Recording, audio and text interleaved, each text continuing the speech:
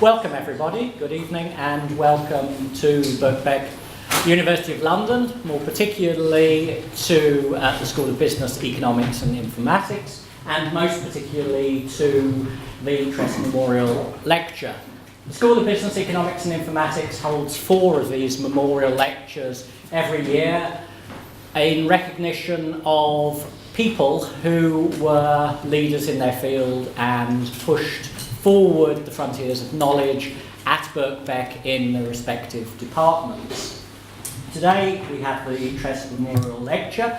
Ronald Tress was not only a master of the college but also a leading light in the economics department, which all these years later is still flourishing, and I would like to introduce the current head of Economics, Maths and Stats, Professor Sarah Hart, who will just update us on where we are. Sarah. Thank you, Philip, and thank you everyone for coming. It's really great to see you all here, and in particular to see some members of the Tress family here as well this evening, so that's always lovely. So, yes, I've been head of the department for about a year, but economics, mathematics and statistics, those 3 subjects go back actually a long way before the department, any of these departments existed. So Karl Marx attended lectures on economics at what was then the Birkbeck Mechanics Institute, some while before the department existed, so I don't know if that's a good thing, but it's a thing. But it wasn't until 1971 that we had a Department of Economics, and that was due to Ronald Tress, who was Master of Birkbeck from 1968 for 10 years, and one of his first things was to say, we must have a Department of Economics. Since then, so in 1998, economics merged with Department of Mathematics and Statistics, and that allowed us to bring together those subjects and to start to exploit, the obvious links we have between the subjects. So, in the areas of finance, econometrics, data analytics applied to those areas, and those kind of things. So now in the department we have a really great and exciting range of research interests, all the way from the very purest of abstract mathematics, which is actually kind of what I do, all the way to the most applied of applied economics. So there's a lot going on. We've got research centres in applied macroeconomics and in commodities, and we've got interdisciplinary research going on with the Centre for Political Economy and Institutional Studies, and we also run conferences with, for example, research centres like the Birkbeck Institute for Data Analytics. So there's a lot going on in research, and actually one of the things we love about our department, about our students and our staff, is the huge diversity we have here. So the students are extremely diverse, but so are the staff, and that kind of goes back to the beginning, because the first person that Ronald Tress hired in 1971 was Bertie Hines, who was a very respected economist, and at the time the leading and probably the only, we're not quite sure, probably the only black professor in the UK at the time. So that, that's a good way to start, and we carry on. We're really focused on trying to attract the best people, but from all backgrounds and all ethnicities, genders and everything. So this year we've focused, and we've had some events for women in mathematics and for women in economics. So the Women in Economics event was put on there. Konstantinos over there put that on, so he's the president of our student-run Economics and Finance Society, which puts on some really good things through the year, and that was really well attended. And then we, with support of Winton, which was great, and the London Mathematical Society, put on 2 days of events around women in mathematics this year as well. So, we strive to get the best people wherever they're from. And so that's kind of a bit about the research. Of course, tonight's talk is about what we teach. At the moment what we teach in economics and mathematics and statistics actually has changed a bit in the last few years. We had quite a focus, particularly in economics, on graduate teaching, and we've got really successful long-running programs in applied statistics and economics and finance, but we only recently introduced full-time undergraduate economics programs. So we'd had part-time programs, and of course our students are coming in the evenings, they're learning while they're working. That's one of the great things about Birkbeck. But it was only recently that we went into the full-time undergraduate provision, so students still come in the evenings mostly, but they're probably working part-time. They may not be going into debt, not getting student loans, they're working, they're getting experience as well as their education. So what we teach is, hopefully they're using it almost straight away, right? They're going out, they're learning this stuff. So we want to have great teaching, and students do like our teaching, and we want it to be applicable to actual life. So this is really pertinent to what we want to be doing in our department. And so, there are student surveys every year. The finalists at the undergraduate level across the UK are surveyed. And this year, we're pleased with how we did this year. So more than 90% of students are saying, they like the teaching on the courses. They feel that it's intellectually stimulating. Economics courses were rated second best in London against some quite stiff competition. So some people from institutions in this room are competing against each other, but second in London for that. And on the maths side, we're very pleased to come top in 3 of the areas nationally on the survey. So there's good stuff happening. We're always trying to meet the demands and the changing needs of our student body and our research community. And of course, the current climate, those needs are changing faster than ever before. So I'm really excited for tonight's talk. And so I will stop talking at this moment and pass over to our master, David Latchman, who will introduce the speaker. Thank you. Thank you, Sarah. One of the challenges, of course, of having introduced every Tress lecture since we started is to find something new to say. I want to say something that I say every year, which is a tremendous welcome to the Tress family, to Janet, his daughter, and Keith, son-in-law, and to Tom Tress, his grandson. What I want to say differently, having looked at it and thought about what I might say, is a quote which was given by the splendidly named Cuthbert Skilbeck. And Cuthbert Skilbeck was the chair of Birkbeck Governors. I don't know whether that was an early part of the skills agenda, but anyway, in the final meeting that Ronald Tress was master, he referred to Tress as a stalwart and jealous champion of the principles for which the college exists, moved by the certainty of their benefit for the national good, and by a deep sympathy with the aspirations and difficulties of part-time students. That indeed, I think, might be a motto for all masters who have followed Ronald Tress and right up to me. Those agendas are still the same. Tress understood those agendas very well, and he understood that we had to diversify, we had to keep bringing in new subjects, and of course he brought in economics, and as we've heard from Sarah, about the research and teaching side of that. And Birkbeck is about that integration of research and teaching, and that's why it is actually very apposite that we have as our speaker tonight Wendy Carlin, who, in addition, of course, to being a distinguished researcher in economics, is also somebody who has tremendously pioneered new means of teaching in economics and trying to make it relevant to what is happening in the world. Shortly after the 2008 financial crisis, in a meeting with Boris Johnson, I was asked by the mayor, Boris, if your department had been given much more money, would it have predicted the financial crisis? Well, of course, one wanted to say yes. One probably thought the answer was no. But certainly, Wendy has looked very much in terms of her teaching at how the financial crisis has led to the sorts of things that we are seeing today. And there they are up there: Trump, Brexit, and economics. What we teach matters. So I don't think there could really be a more relevant lecturer than Wendy Carlin, and it's a delight to invite her to give this year's Tress Memorial. Thank you.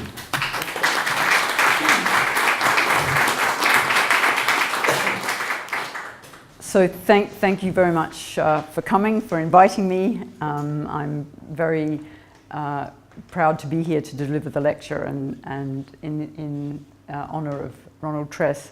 And there is a point of connection, because when I did my DPhil dissertation, the subject, or one large part of the subject, was trying to understand the transition from the immediate post-war economy, what was known as a bilateral exchange economy in the western zones of Germany, into the so-called Wirtschaftswunder of the post-war period.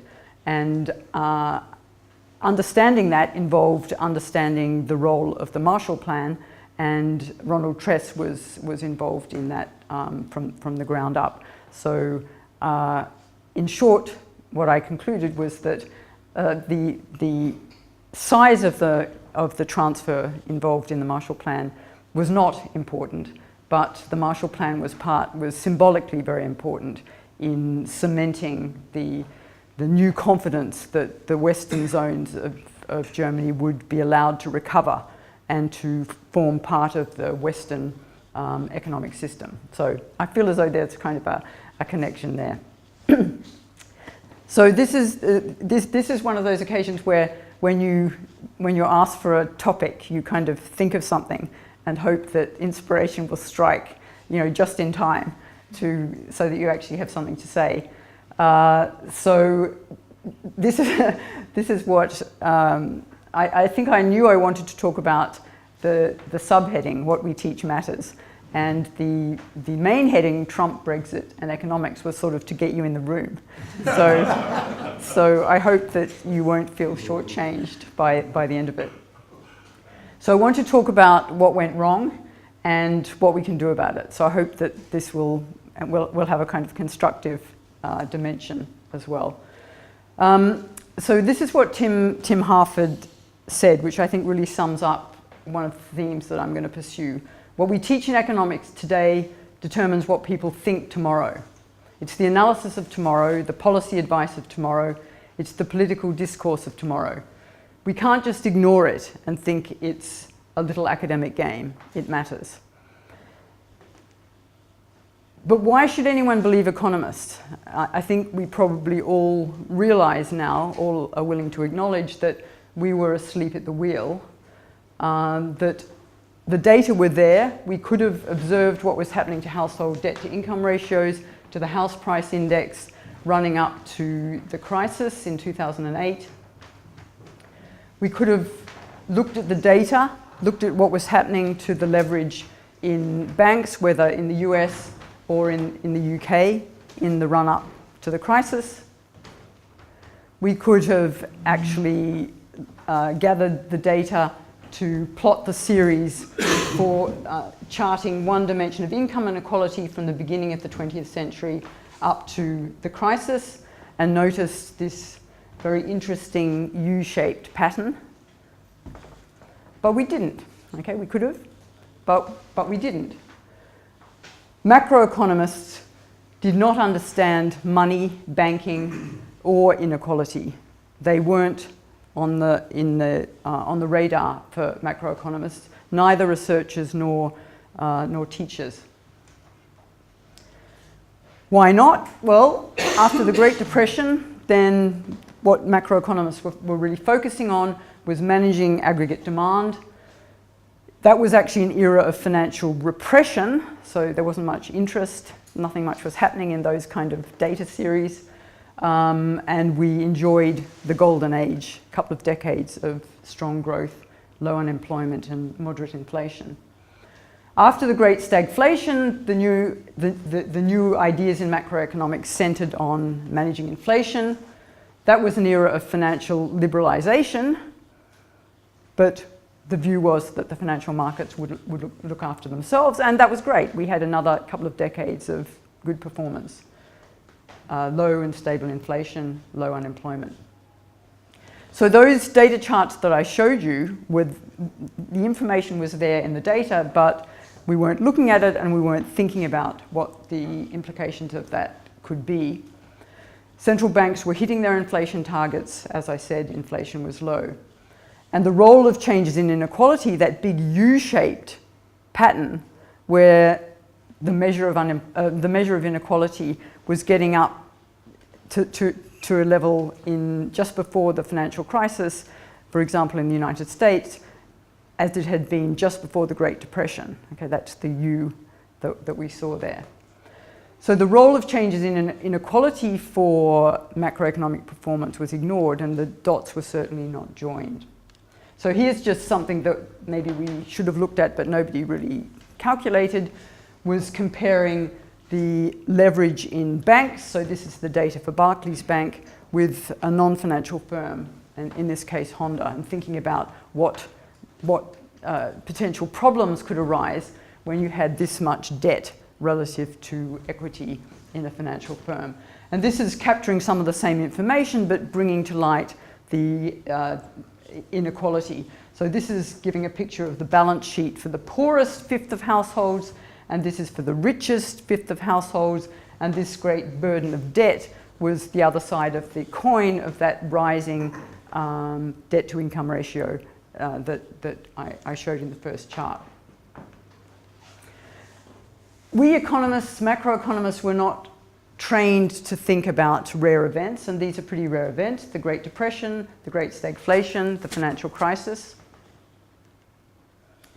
And when we go back and reflect on them, then some patterns begin to emerge. So if we think of the Great Depression, think about a crisis Sometimes out of a crisis come new ideas, and that was certainly the case out of the Great Depression. So here we are in the Keynes Library. This is very appropriate. New ideas about economics emerged, but also a new policy regime, both at the national level and at the international level. And as I said, good performance followed. But then, in some sense, you could say, at that time as well, economists were looking at the wrong things.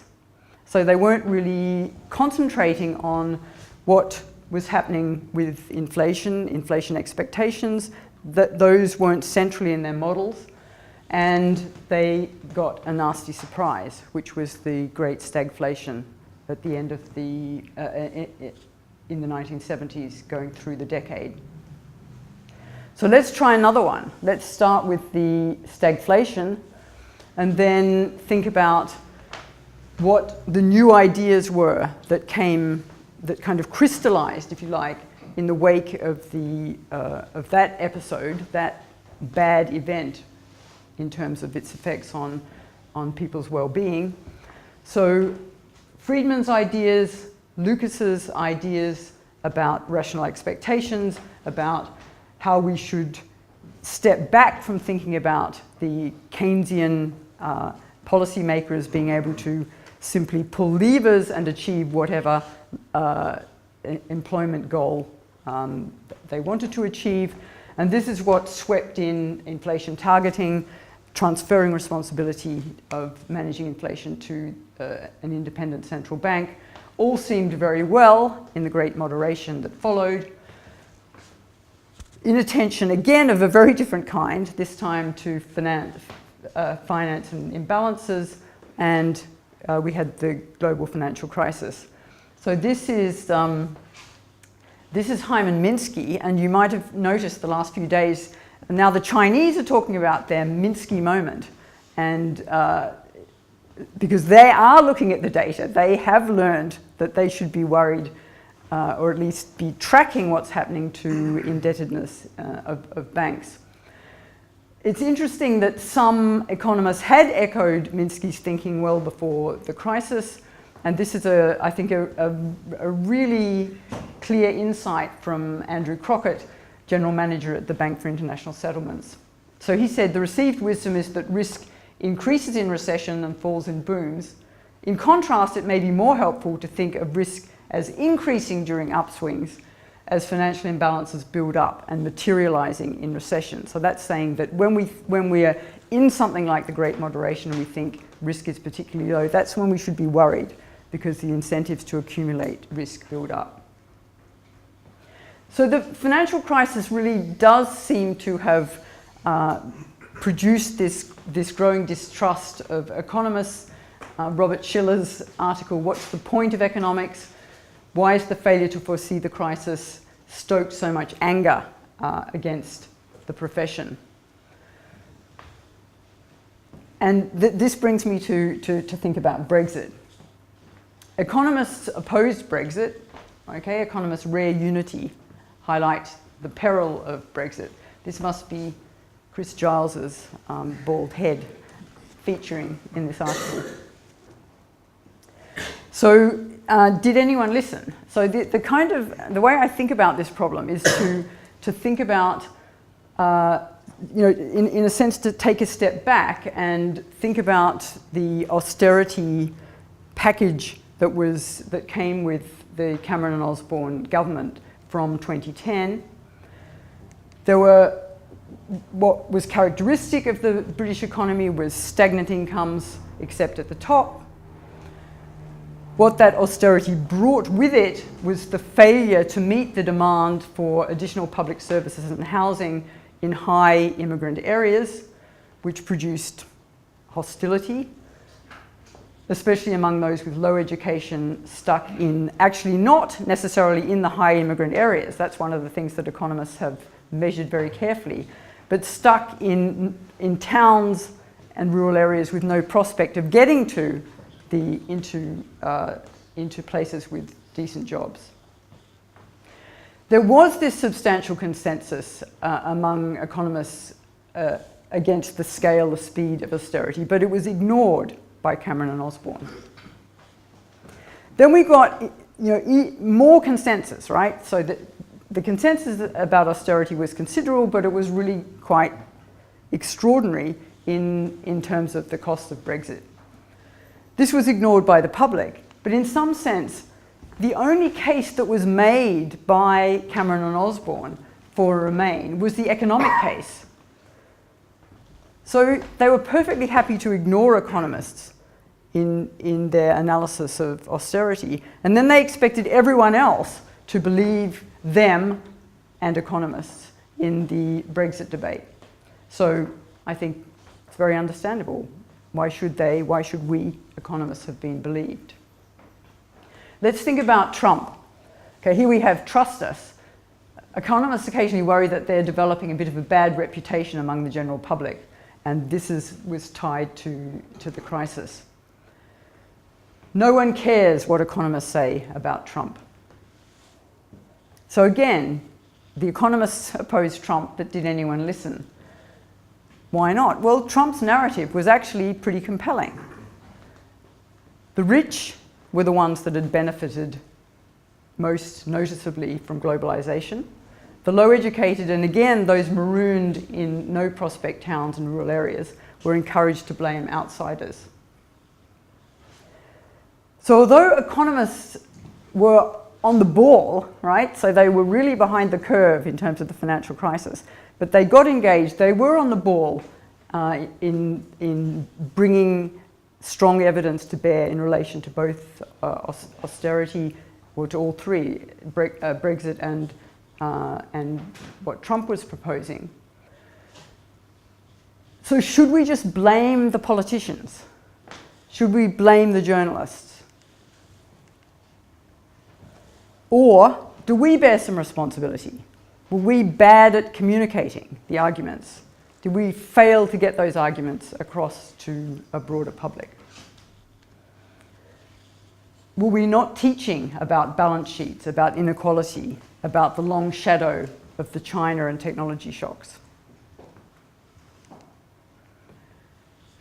Maybe that's not it all, right? Maybe that's not everything, because it's not just Brexit and Trump.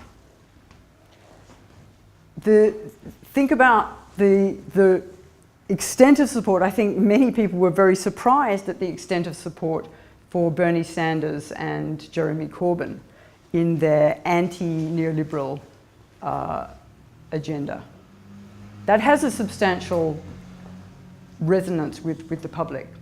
And that neoliberal agenda is associated with economics. All right? People associate with economics. Economics is seen as neither providing a compelling narrative about what has happened, nor showing the way towards a better future. I think it's the case that a broad swathe of the public on both the left and the right dislike and distrust economics and economists. And what I want to argue, and this is kind of the thrust of what I want to do in this talk, is that the reason that economists are distrusted and disliked is not just because they fail to communicate. So I want to make a kind of broader argument. I want to argue that the problem is the overarching paradigm within which economics is viewed, and that's what we need to change, and that it's a new paradigm that we need to be teaching. So this takes us to Kuhn, Thomas Kuhn, who defined a paradigm as what's taught to undergraduates. Okay, that seems a kind of very nice way of summarizing where a discipline is at, what's taught to the undergraduates.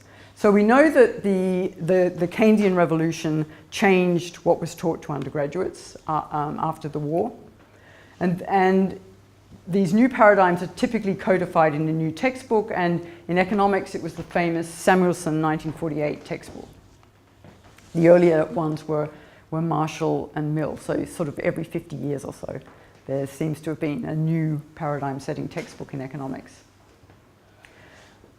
the claim is that what is taught now in typical economics textbooks is basically Samuelson 1948, which brought together a model of the pursuit of self-interest in markets, which is often called neoclassical economics, with a Keynesian framework of aggregate demand management. So the economics that has been taught in all that period since 1948 is Samuelson, which is equal to Marshall plus Keynes. And there was one further modification, and this is where I want to make the link to the current state of economics, the distrust, the dislike of economists. And it's the association between economics and a neoliberal agenda that I'm trying to put together as an argument. So I hope that you can follow it. So the argument is that this basic framework, Marshall plus Keynes, was importantly modified following the experience of the great stagflation in the 1970s. What happened was that in came a resurgent laissez-faire economic discourse propelled by two developments in academic economics. And what they did was they extended the scope of the model of purely self-interested behavior. Okay, so what were these two things? This is one that I think is extremely important and often neglected. What happened was that the well-informed hypothetical public servant of the Marshall-Pigou welfare economics, and we can think of that also as the Keynesian policymaker aiming to keep unemployment low. This hypothetical public servant was replaced by a self-interested and poorly informed policymaker. Okay, so this was really the assault on Pigovian welfare economics by Becker, Buchanan, and the rational choice approach. So you can see this is like extending the scope of the self-interested actor of the traditional Marshallian and Walrasian neoclassical model. The second bit that came from the 70s, we've already seen these two guys, Friedman and Lucas, was that a well-intentioned and well-informed public macroeconomic policymaker, okay, the macro policymaker, could achieve full employment and low inflation. That was swept away by the events of the late 1970s. And these people provided the intellectual backdrop for that. So it's a combination of the extension of the self-interest model to the policymaker, him or herself, and the macroeconomic dimension that provided the basis for the neoliberal policy agenda, which then was implemented thereafter. Okay, so that's the claim I'm trying to make. And therefore, that now is the time for a new paradigm in economics. So what we've got to do is we've got to have a new paradigm that does two things. It first of all replaces the moribund Keynesian social engineering division. Okay, Keynesian, right? This is the Keynes library. So the Keynesian, so I'm not associating with Keynes, right? But the Keynesian idea. What am I saying here? Well, actually, Lucas was right. And his idea that if you're trying to implement policy, you've actually got to think about the behavioral responses to that policy. Lucas had one example of that, but the real credit goes to John Nash. Okay, so the beautiful mind, who is the thinking that makes us understand that in any policy design we have to figure out how people are going to respond to it if our well-intentioned policy is actually going to persist, to prevail, or it's going to be undone by unintended consequences. So we want a new paradigm that's both going to replace this social engineering view and the now faltering neoliberal approach. And we want to inspire a new generation of engaged citizens, journalists, and policymakers in this project. What may be very surprising is that it's actually contemporary research economics with input from other disciplines, from psychology, sociology, political science, that forms the basis of this new emerging paradigm. So this is a good news story about economics. Okay, you probably were thinking I was being very down on economics. Not at all. The core of a new paradigm is to be found in what economists have been up to in the last 30 or so years.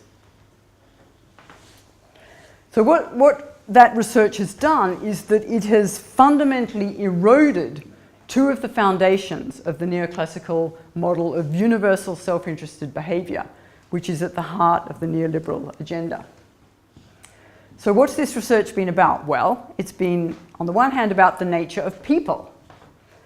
And what we've learned from all kinds of experiments conducted all around the world, and the latest Nobel Prize winner is one of a large number of experimental economists who've been doing this work, is that people are actually willing to throw away money if they consider the allocation to be unfair.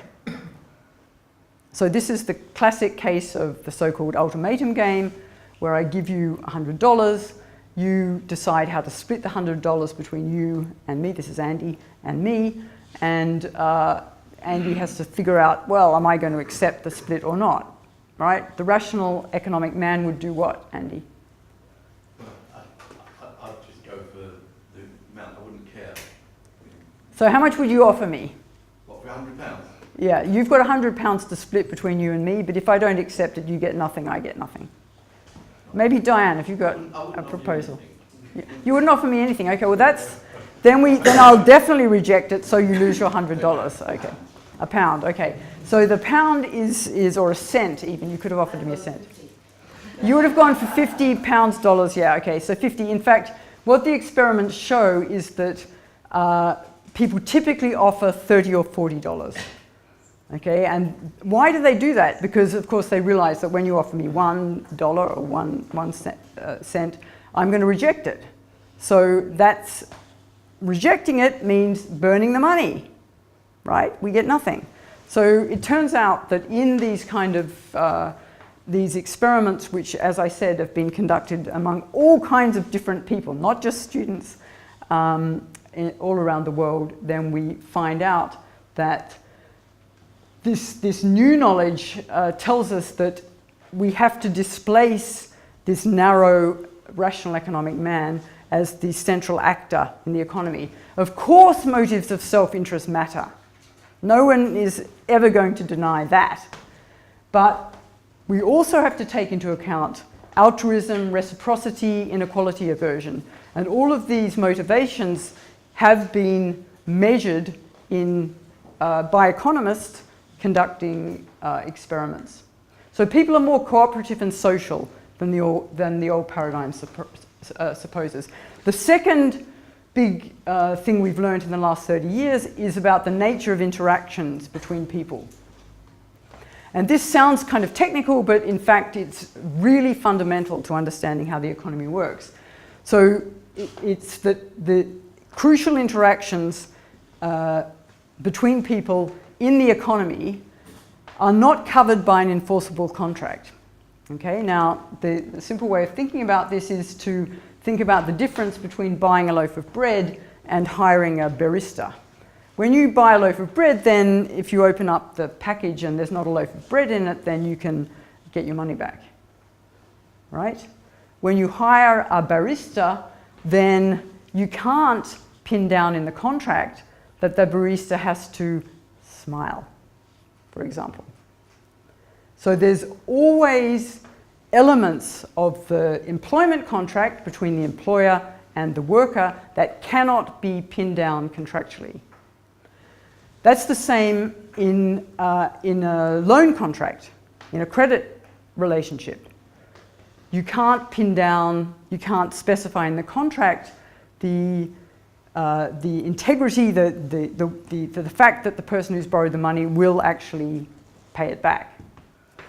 Okay, so there has to be a cost in the employment relationship, for example, to you losing your job. That's how you get the barista to actually want to carry out or do a decent day's work. The fact that in the credit market you want to have repeated relationships, you want to borrow for another project, then that will make it worthwhile you paying back the loan. These two markets, the credit market, the labour market, are central to the way the economy works. A lot of markets are like buying loaves of bread, but a lot of our economic activities are in the labour market and the credit market. Involuntary unemployment and credit rationing characterise the economy. That's what comes out of this new knowledge about the role of incomplete and asymmetric information. So let me just give you another example, a bit like the game I was playing with Andy. Something else that economists have learnt from experiments is that monetary incentives can crowd out moral behaviour. And this was an experiment done in Israel about people picking up their kids. It's half term this week, okay, so this is on some people's minds. So people picking up their kids on time from nursery or from a half-term activity. So what they did was they split up the kindergartens, and in one lot of them they did nothing. That was the control group. In the other lot, they imposed a fine for picking up your kids late. So you'd have to pay for every occasion on which you pick the kids up late. So what would you expect to happen? So it's now costing you to pick them up late. What would you expect? So some people would pick them up in time, but others would analyse the financial cost and be prepared to pay. Yeah, okay, so you'd expect lateness to go down after the fine is introduced. Okay, let's have a look what happened. Right, so this is when the fine was introduced. The red is the centres where the fine was introduced. So this is the average number of parents arriving late. So what do we find after the fine is introduced? You suggested that the red line would go down because people were now paying a cost, so they would tend not to be late. Okay, exactly the opposite happened. Right, so people presumably thought, well, now I'm paying for it, I can be late. It's just a monetary transaction. Whereas before I felt a kind of obligation to the people running the child care centre that I should turn up on time. And you can notice that actually there's something more depressing about this, because when the fines were ended, then the behaviour didn't revert to its previous low level, and it appears that the behaviour that wasn't simply motivated by money couldn't be recovered easily.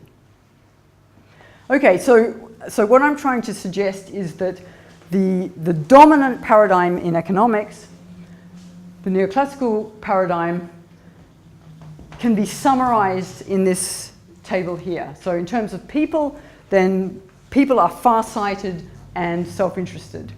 Their interactions basically take place in price-taking markets where there's complete information and complete contracts. Okay, the bread market is what you should be thinking about here. We don't really need to think about history. It's not of any particular relevance to understanding how these people behave because the institutions are so simple. The differences among people basically go down to differences in preferences and budget constraints among buyers and sellers. Power we think about mainly in relationship to the government and to cases of monopoly. We think of rent seeking as being something caused by government intervention. The economy is basically self-stabilizing if left to its own devices, and when we evaluate outcomes, we're interested in whether there are unexploited mutual gains. Okay, we can move around the resources to make at least someone better off. And the way this was summarized by Aberlerner in 1972, I think it's a wonderful quote. He said, an economic transaction is a solved political problem. Economics has gained the title of the queen of the social sciences by choosing solved political problems as its domain. So what was he saying? Well, if there are any conflicts of interest in this kind of world, the world of economics, then they're solved through enforceable contracts in court, right? The bread had to be in the bag, right? That's what I was buying, bread. So the problem becomes an economic transaction.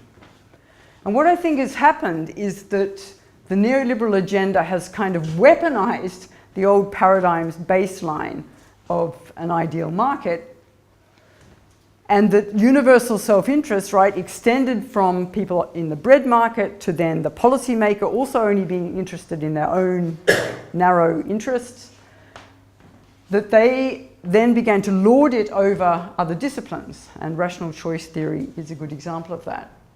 There's a recent book which Diane may have already reviewed by Colin Crouch, Can Neoliberalism Be Saved from Itself? Okay, I think it's interesting. Has some interesting ideas about that. This is a sociologist. So I think it's in a way no wonder that we have some kind of loathing of economists and economics coming out of this very narrow view of people, their motives, and the way they interact. This queen of the social sciences reigned alone, okay? She could just ignore all of the insights from the other disciplines. Just ignore what we knew about human behavior from psychology, from evolutionary biology. We don't need to know anything about culture and social norms, about institutions and contracts, about the power of the state. There's only one equilibrium, so we can forget about that. And we are only interested in evaluation from the perspective of whether there are unexploited mutual gains. So we need to change what's taught. And let's hear out of the mouths of a student what she was hoping for. And this is a graduating student who'd finished, and she said, I hoped economics would give me a way to describe and predict human behavior through mathematical tools. After semesters of study, I had mathematical tools, but all the people whose behavior I wanted to study had disappeared from the scene. And by the way, what I'm saying has nothing to do with sweeping away the role of mathematics. If anything, the role of mathematics is even stronger in the new way of doing economics. But the point about this is that all she'd got were the mathematical tools, and she didn't have a way of thinking about the behavior of the people she wanted to understand. So this is the student view. Economics is hard, boring, and unrelated to the questions that we want to answer. Well, you might say, okay, fine, you can just say that, but how do you know? How do you know what the questions are that students want to answer? Well, let's find out. Let's gather some data. And this is a question that we've now asked in classrooms all around the world.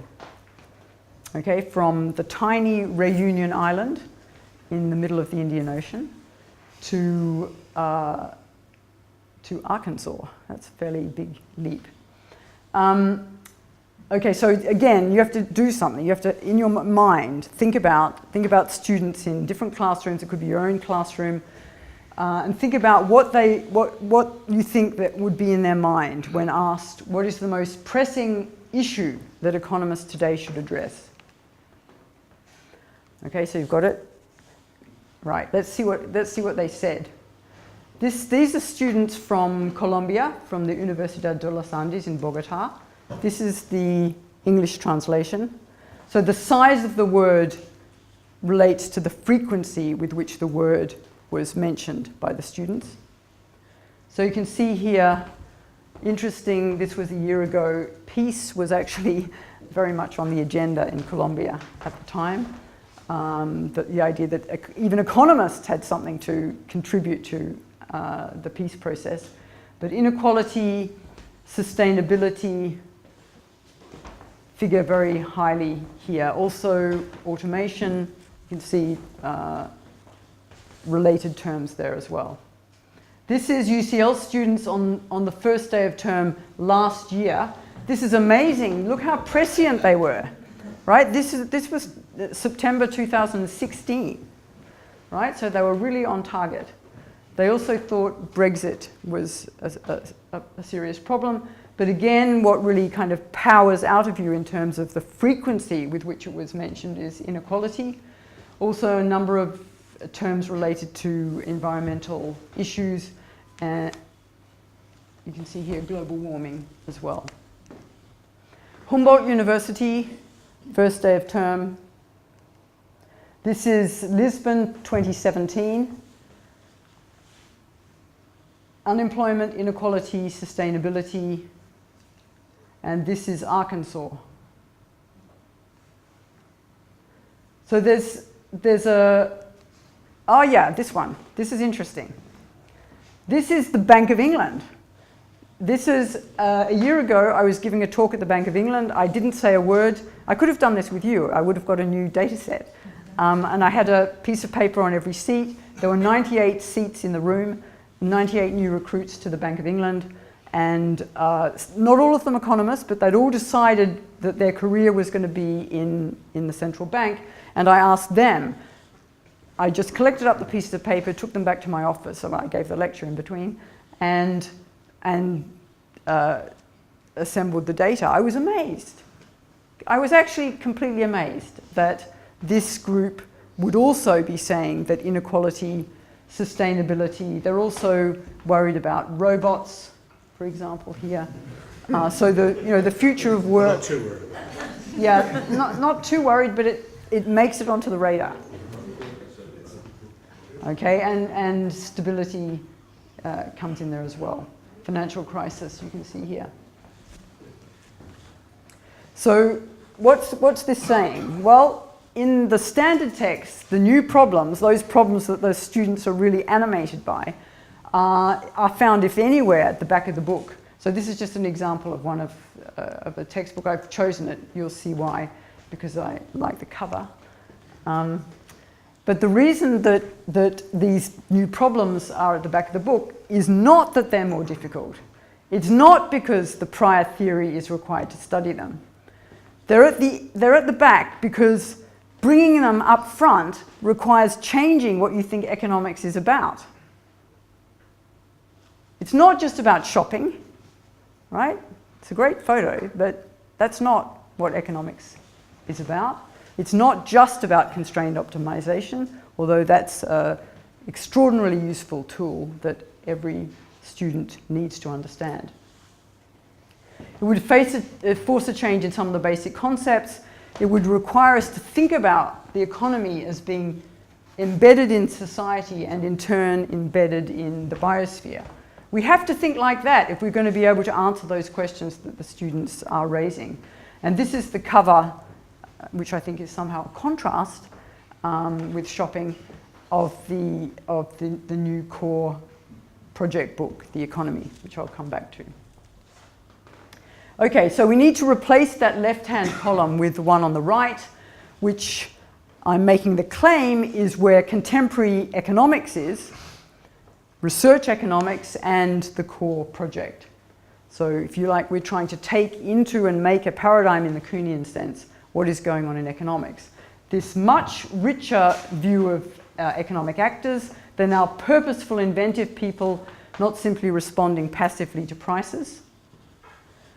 We need to incorporate the idea that information is incomplete and asymmetric, that again, think about the bread and the barista, that institutions are not just markets, but include all kinds of informal rules and norms, firms, unions, banks, etc. And that history, we can't neglect history. History provides us with data about alternative rules of the game, how they worked, and about the process of change. We can't really be interested in history over here because there's only one equilibrium. So what happened? That makes no sense to make a big play for the importance of history. Another dramatic difference is that in this new view of the economy, people are differentially placed. It's not just that they have different preferences, but people really differ. If you're a lender, you differ from someone who is a borrower. If you're an employer, then you're different from someone who is an employee. And we have to understand those relationships. Principals have power over agents. Okay, so if we think of the employer and the employee. So power comes back into economics once we place a central role on these relationships in the economy. Okay, between the employer, the employee, the lender, the borrower.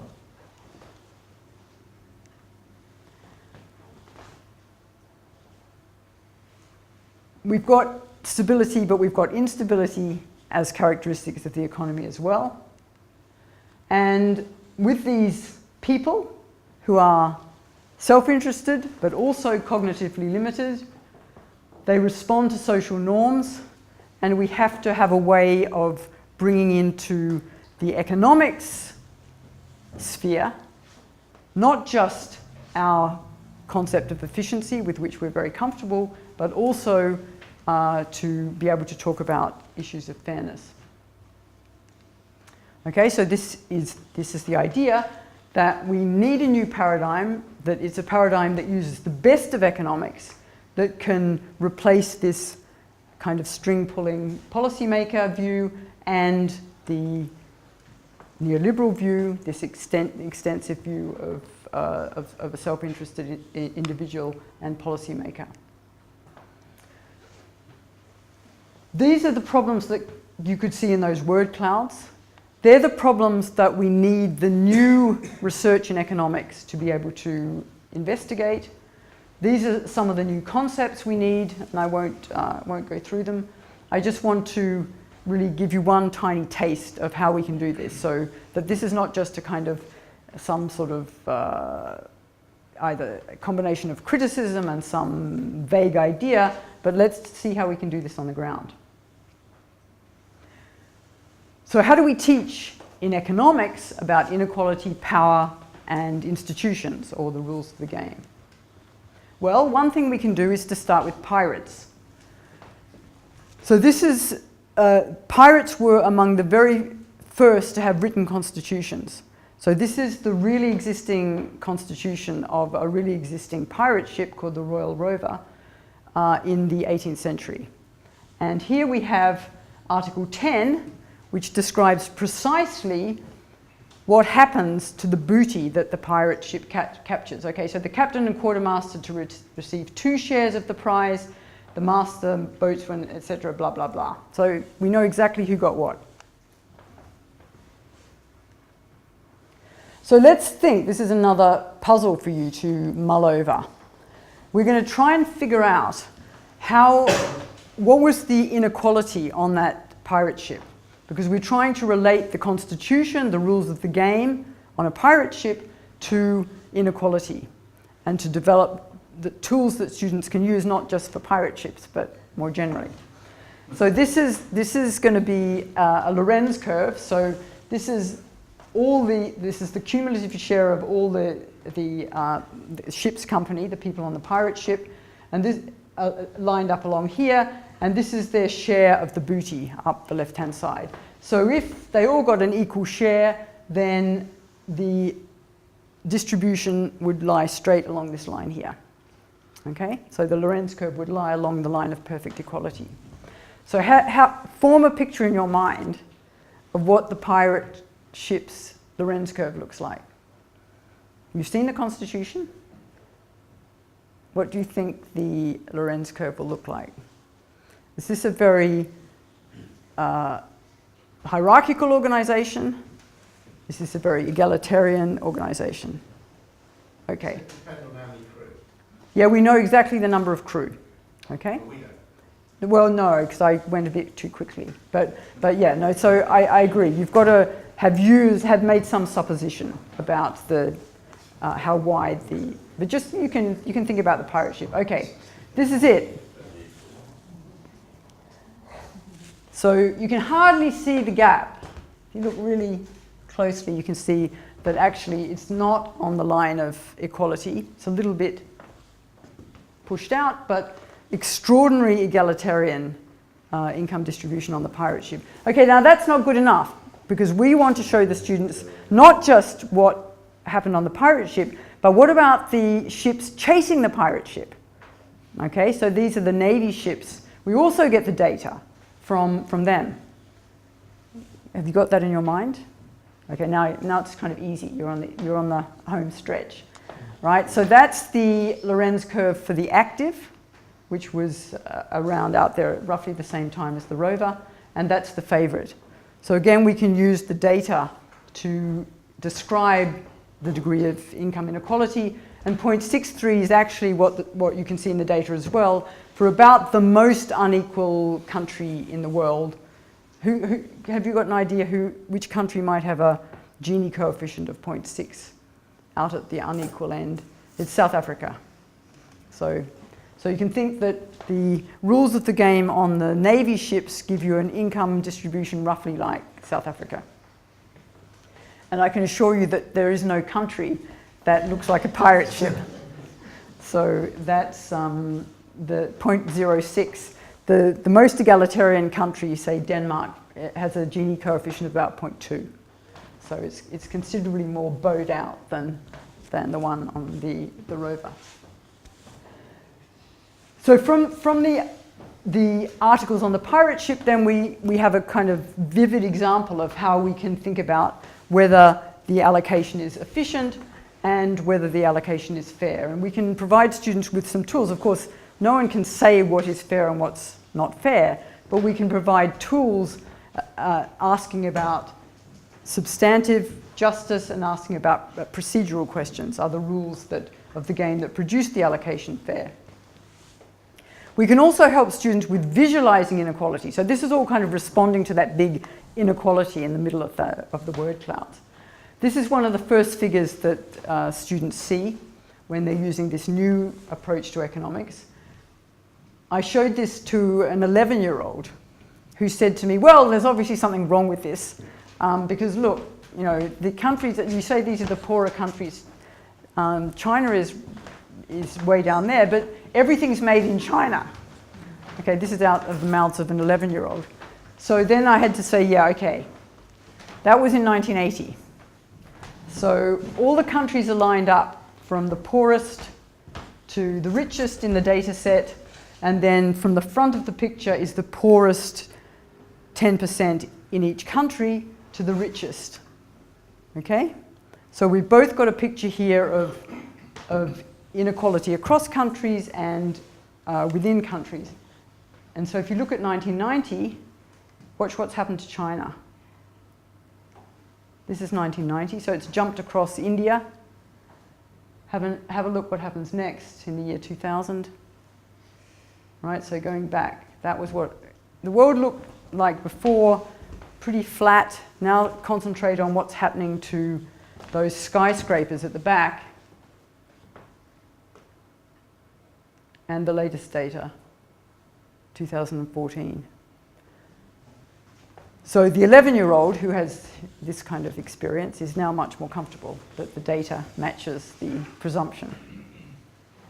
But you can see this dramatic increase in inequality that has occurred over this period.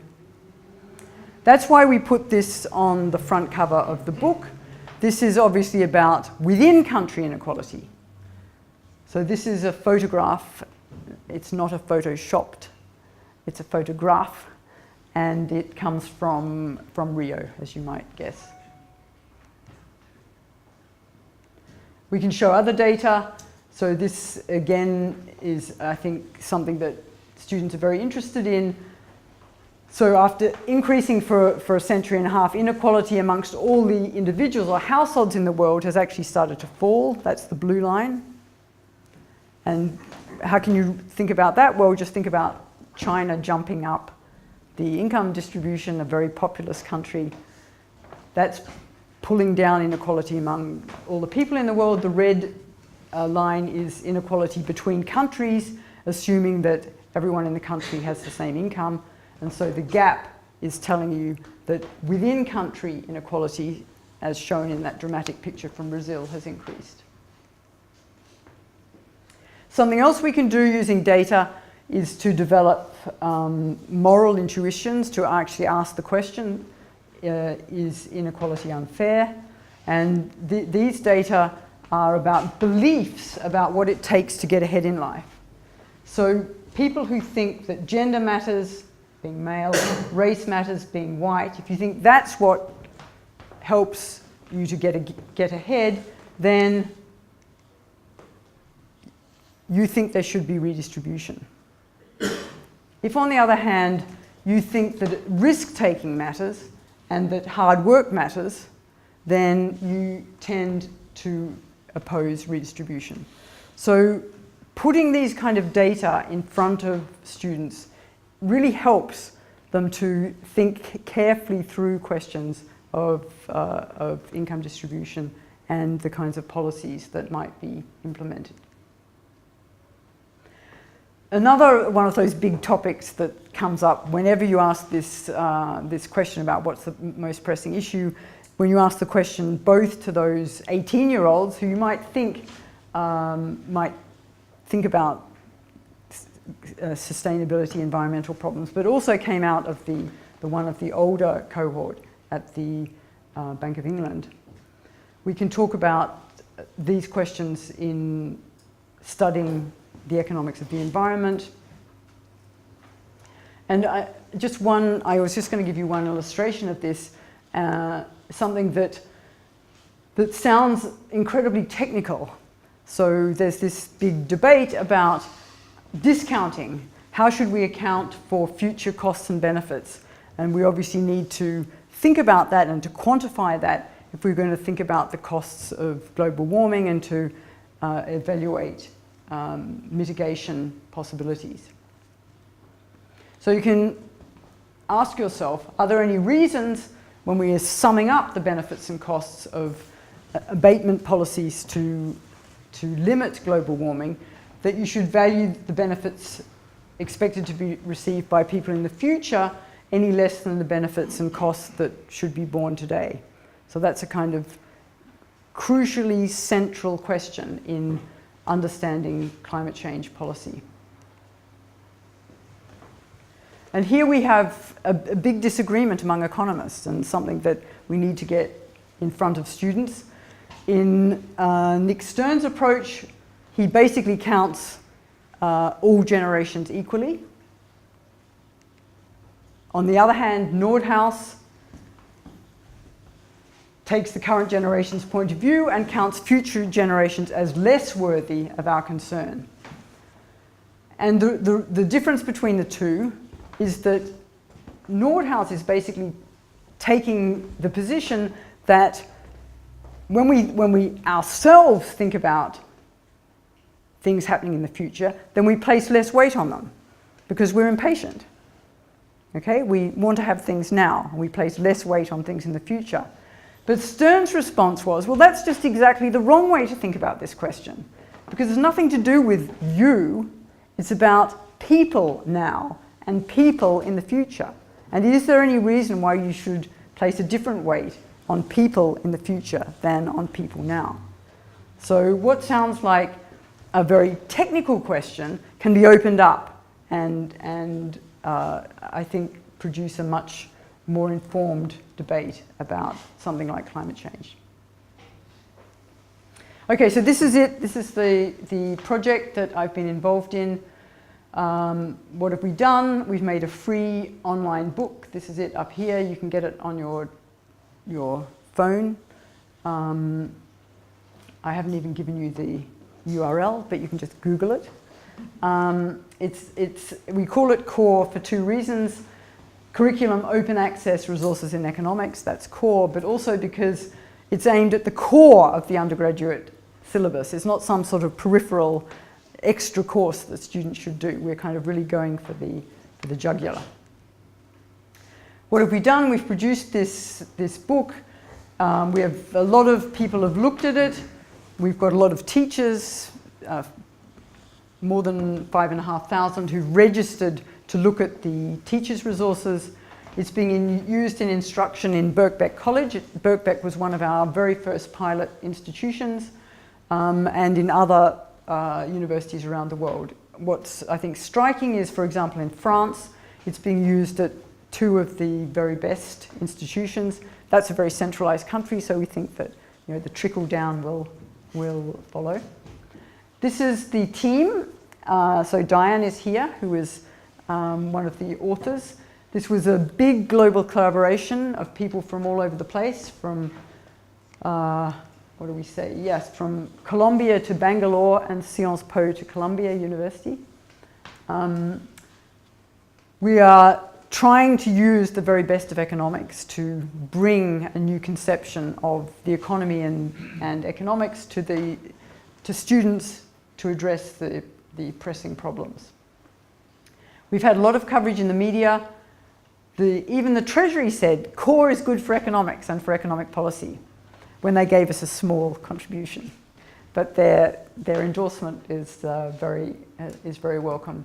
Does it work? Do students actually do well? We have a good example here from Birkbeck, who is one of the first guinea pigs of the core approach.